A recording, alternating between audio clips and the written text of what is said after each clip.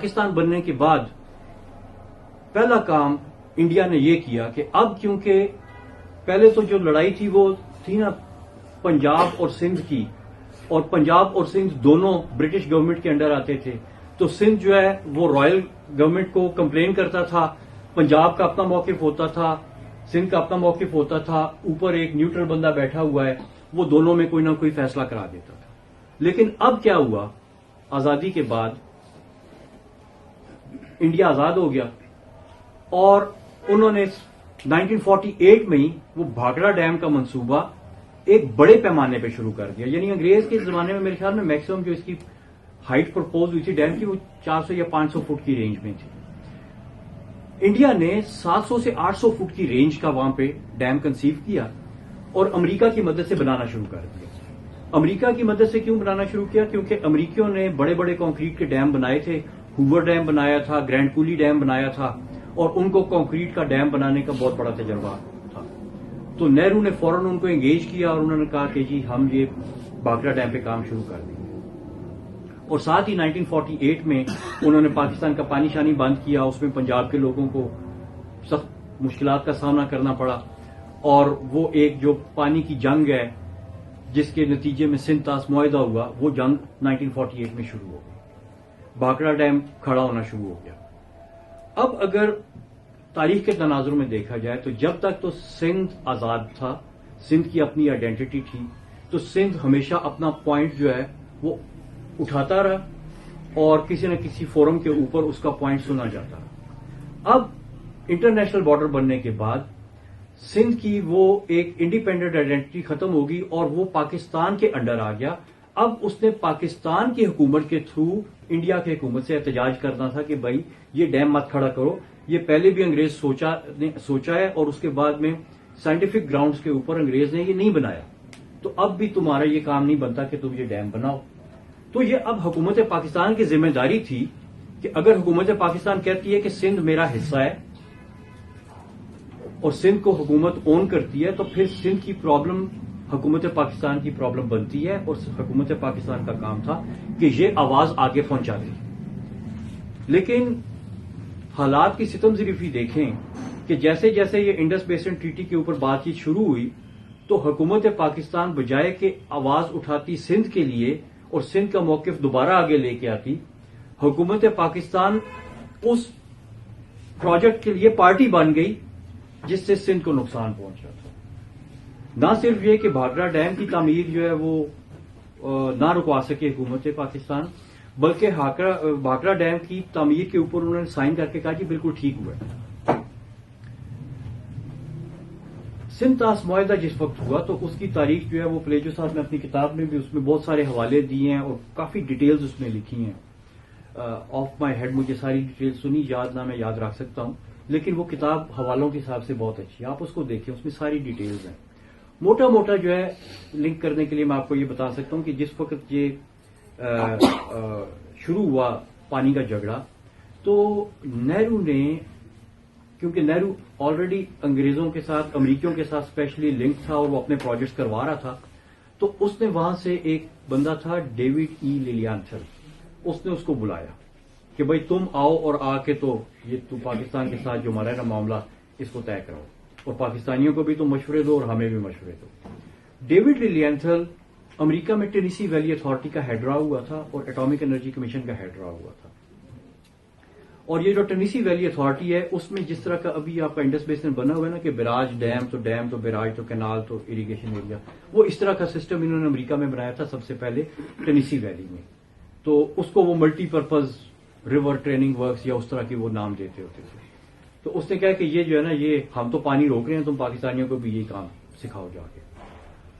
اور لیلیانتھل جس وقت یہاں پہ آیا تو لیلیانتھل کی امریکہ میں کوئی آفیشیل پوزیشن نہیں تھی، وہ جاب شاپ چھوڑ چکا تھا اور ایز اے پرائیویٹ سٹیزن وہاں پہ رہتا تھا اور اپنا جاب کرتا تھا، اپنا پرائیویٹ کام کرتا تھا۔ لیلیانتھل صاحب یہاں پہ آئے، نہرو سے ملے، اس کے بعد میں وہ لیاقت علی خان سے بھی ملے۔ لیاقت علی نے ان کو انوائٹ نہیں کیا تھا، لیکن سم ہاؤ وہ آ گیا اور اس نے لیاقت علی سے بھی ملاقات کی۔ اس نے پھر یو ایس اے کا کوریئر میگزین ہے، اس میں اس نے 2 آرٹیکل لکھے، ایک جون آف 1951 میں لکھا اور ایک اگست آف 1951 میں لکھا۔ ان دو آرٹیکلس کا یہ ویب کے اوپر اویلیبل ہے. اگر آپ کالیر میگزین 1951 جون اس کو گوگل سرچ کریں گے نا تو یہ نکل آئے گا آپ کو. وہ آرٹیکل کافی لمبے ہیں لیکن پڑھنے سے تعلق رکھتے ہیں اور آپ کو پتا چلتا ہے کہ بیک اینڈ کے اوپر ہو کیا رہا تھا. ہمیں تو صرف یہ نظر آتا ہے نا کہ جی وہ معاہدہ ہو گیا, ہم نے اتنے دریا ان کو دے دیے, اتنے خود لے لیے, ادھر ڈیم بن گئے ادھر ڈیم بن گئے. یہ اتنی سمپل چیز نہیں تھی. لیلینتھل نے آ کے دونوں ملکوں کو ایک سبق پڑھایا. اس نے کہا کہ اگر پانی دریا میں چل رہا ہے تو پانی استعمال نہیں ہو رہا, اگر پانی سمندر میں چلا گیا تو ضائع ہو گیا. اور وہ سبق جو وہ پڑھا کے گیا, ابھی تک ہندوستان پاکستان کے تمام پالیسی میکر, تمام انجینئر اسی سبق کو ایسے سے کر کے رٹا مار رہے ہیں کہ یہ کوئی قرآن حدیث کا لفظ ہے, اس کو بدلنا نہیں. حالانکہ پوری دنیا چلتے ہوئے دریا کو بہتر دریا کہتی ہے. وہ دریا جو رک گئے تھے, جن کا پانی سمندر میں جانا بند ہو گیا تھا, آج ان کو کھول کے ان کا پانی سمندر میں ڈالا جا رہا ہے. صرف امریکہ میں پچھلے 12 سال میں 1500 بڑے ڈیم کھول کے تو ان کا پانی سمندر میں اس وقت ڈالا جا رہا ہے. اور تقریباً ہر ہفتے اس وقت ایک ڈیم امریکہ میں اور ایک ڈیم یورپ میں کھولا جا رہا ہے. یہ تو دنیا کے ایڈوانس ملک کر رہے ہیں. ہندوستان پاکستان ابھی بھی ڈیم بنانے پہ لگے ہوئے ہیں, پاس میں چل رہے ہیں, کیونکہ وہ لیلینتھل کا سبق ابھی تک ان کو نہیں بھولا. لیلینتھل نے 2-3 اور چیزیں جو ہے نا, وہ جو آرٹیکلس ہیں آپ پڑھیں ضرور. میں تو جو آپ کو بتا رہا ہوں بہت مختصر سا ہے, لیکن آپ وہ آرٹیکل ضرور پڑھیں. اس میں اس نے نہرو کا ذکر کیا. کہتے ہیں کہ نہرو نے مجھے کہا کہ جو ایک نبی ہوتا ہے نا, یا جو ایک پیغمبر ہوتا ہے, وہ سچ کے پیچھے جاتا ہے اور وہ صرف سچ بولتا ہے. اس نے کہا لیکن میں تو اسٹیٹس مین ہوں, میں نے تو ڈیلی بیسس پہ کام کرنا ہوتا ہے. یہ نہرو کے ورڈز تھے. یعنی اس نے بتا دیا لیلینتھل کو کہ بھی میں جھوٹ بھی بولوں گا, فراڈ بھی کروں گا, کیونکہ میں پروفٹ نہیں ہوں, میں اسٹیٹس مین ہوں, میں تیرے کام کا بندہ ہوں. لیاقت علی کے بارے میں لیلینتھل لکھتا ہے کہ Liaquat Ali was very up right. اس نے کوئی ایسی الٹی سیدھی بات نہیں کی. اس نے کہا کہ کشمیر کے اوپر پاکستان کا موقف یہ ہے کہ کشمیر میں حق رائے شماری ہونا چاہیے, جو کہ یو این او کی قرارداد تھی 1948 کی. اور اس نے کہا کہ یہ کشمیر کے اوپر قرارداد ہونی چاہیے. اور اس نے یہ بھی کہا کہ کشمیر بھارت کے لیے جو ہے وہ لگژری ہے, لیکن پاکستان کے لیے نیسیسٹی ہے, کیونکہ بھارت کے پاس اور بھی دریا ہیں, پاکستان کے پاس صرف ایک ہی سسٹم ہے انڈس کا, اور وہ سارے کا سارا کشمیر سے آتا ہے. اس لیے ہم کشمیر کو اس طرح سے نہیں چھوڑ سکتے. تو کشمیر پہ جو پلیبیسائٹ ہونا ہے, جو حق رائے دہی ہونا ہے, وہ لازمی ہونا چاہیے. لیلینتھل اپنے پیپر میں لکھتا ہے کہ کشمیر میں حق رائے دہی کی کوئی ضرورت نہیں ہے, نہ کشمیر کا معاملہ حل کرنے کی کوئی ضرورت ہے. اور اس نے کہا, اس نے اس قسم کے ریڈیکولنگ ورڈز استعمال کیے اس پلیبیسائٹ کے اس کے اوپر. اس نے کہا کاؤنٹنگ نوزز ان کشمیر, یعنی کشمیر میں لوگوں کے ناک گرنے سے مسئلہ حل نہیں ہوگا. اس قسم کے اس نے ریڈیکولنگ ورڈ جو اس کے آرٹیکل میں لکھے ہوئے اس نے استعمال کیے. اس نے مذاق اڑایا یو این او کی اس ریزولوشن کا اور پاکستان کے اس موقف کا کہ کشمیر میں حق رائے دہی ہونا چاہیے. اس نے کہا کہ یہ مسئلہ جو ہے نا, یہ پانی کا مسئلہ ہے, اور پانی کا مسئلہ نہ سیاسی ہے نہ مذہبی ہے, ریلیجیس اور پولیٹیکل پرابلم نہیں ہے. اس نے کہا یہ مسئلہ تو جو ہے یہ تو ٹیکنیکل اور فائنینشیل مسئلہ ہے. اس نے کہا باقی سارے سائڈ پہ ہو جائیں, اس کو صرف ٹیکنیکل لوگ اور فائنینشیل مینیجر جو ہے نا اس مسئلے کا حل نکالیں گے. اس کے بعد اس نے ورلڈ بینک کو خط لکھا کہ ورلڈ بینک جائے, اور اب میں اپنا ان لوگوں سے مل کے آ گیا ہوں, ادھر یہ کچھ ہو سکتا ہے, ورلڈ بینک جائے اور ان کو اپنے جو ہے نا وہ مشورے دے کہ اب ان لوگوں نے کیا کرنا ہے.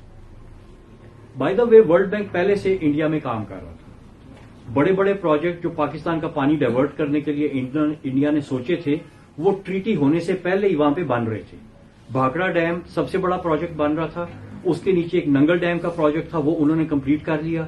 اس کے بعد میں انہوں نے مادھو پور سے جو ہے وہ کینال نکال کے پانی بیاس میں ڈال دیا, پھر بیاس سے پانی نکال کے ستلج میں ڈال دیا, اور ستلج کا پانی جو پاکستان میں آ رہا تھا اس کے اوپر انہوں نے ہری کے ہیڈ ورکس بنا کے وہ پانی نیچے جو ہے وہ راجستھان کینال میں ڈال دیا. یہ سارا کام وہ ٹریٹی سے پہلے کر رہے تھے اور کرتے گئے, اور ادھر کہہ رہے ہیں پاکستان کو کہ یار ٹریٹی سائن کر لو, ٹریٹی سائن کر لو.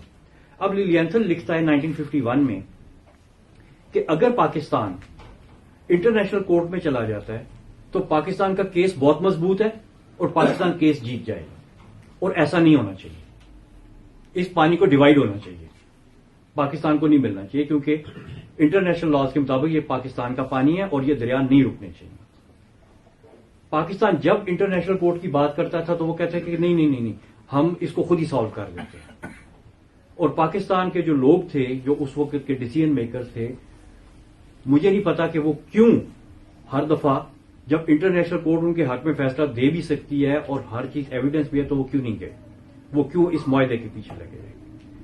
پھر یہ ہوا کہ ورلڈ بینک نے ستمبر 1951 میں لیٹر لکھا ہندوستان کو بھی اور پاکستان کو بھی کہ میں اپنے آفیسز آفر کرتا ہوں کہ ادھر آؤ اور آ کے اپنا پانی کا جھگڑا جو ہے اس کو سالو کرو, میں بیچ میں بیٹھوں گا اور تمہاری جو ہے وہ ایک طرح کی ڈیل کروا دوں گا. اب آپ تھوڑا سا ٹائم لائن کو دیکھیں. جون 1951 میں لیلینتھل اپنا پہلا آرٹیکل لکھتا ہے, اگست 1951 میں دوسرا آرٹیکل لکھتا ہے, اور ستمبر 1951 میں ورلڈ بینک دونوں ملکوں کو خط لکھتا ہے. لیلینتھل کا ایک اور سلسلہ بھی تھا. لیلینتھل لازارڈ فرارس کے لیے کام کر رہا تھا, اس کا پارٹنر تھا, اور لازارڈ فرارس وہ فرم تھی جو ورلڈ بینک کی انویسٹمنٹ کنسلٹنٹ تھی. تو اب آپ دیکھیں کہ ادھر صاف صاف کانفلکٹ آف انٹرسٹ آ جاتا ہے. اور یہ چیز 3 نومبر 1951 کے ایک سیکرٹ برٹش میموائر میں لکھی ہوئی ہے, جس میں انہوں نے کہا کہ لیلینتھل کا یہ کانفلکٹ آف انٹرسٹ ہے اور یہ اس طریقے سے کام کر رہا ہے, لیکن انہوں نے کہا کہ وہ جو کچھ بھی کر رہا ہے وہ ٹھیک کر رہا ہے, اس کو کر دیں گے. اس لیے اس پہ برٹش نے کوئی آبجیکشن نہیں کی اس کے لازارڈ فرارس کے ساتھ تعلقات ہونے کی. ورلڈ بینک نے جس وقت سپٹمبر میں آفر کیا کہ میں اپنے آفیسز آفر کرتا ہوں, ورلڈ بینک نے یہ نہیں بتایا کہ پلان کیا ہے, ورلڈ بینک کا کیا پلان ہے. اپنا پلان ورلڈ بینک نے نہیں لیا. اس نے صرف کہا کہ اگر آپ دونوں آئیں تو میں آپ کو آپ کی نیگوسیشنز میں ہیلپ کرتا ہوں. لیاقت علی خان نے بھی اوکے کر دیا, نہرو نے بھی اوکے کر دیا. اب لیلینتھل کے انالیسس کے مطابق ان کو پتا تھا کہ لیاقت علی خان ان کے کام کا بندہ نہیں ہے, جبکہ نہرو ان کے بہت کام کا بندہ ہے. نہرو کے بارے میں ایون لیلینتھل نے یہ بھی لکھا کہ 1951 میں انڈیا میں الیکشن ہونے ہیں, نظر تو یہی آ رہا ہے کہ نہرو کی پارٹی جیت جائے گی, اور نہرو اگلے 5-10 سال تک کہیں نہیں جا رہا, وہ انڈیا کے میں رہے گا اور ہمارے انٹرسٹ کو سرو کرے گا. لیکن اس نے کہا کہ اگر خدا نہ خواستہ نہرو جو ہے وہ الیکشن نہیں جیتتا تو ہمارے لیے یہ بہت بڑا نقصان ہو سکتا ہے, کیونکہ ہو سکتا ہے کہ اگر نہرو چلا گیا تو پھر انڈیا جو ہے وہ کمیونسٹ بلاک میں رشیا کو جوائن کر دے. تو اس طرح کے اس نے خدشات کا اظہار کیا ہوا تھا, اور نہرو کو اس نے یہ قرار دیا تھا اپنے ان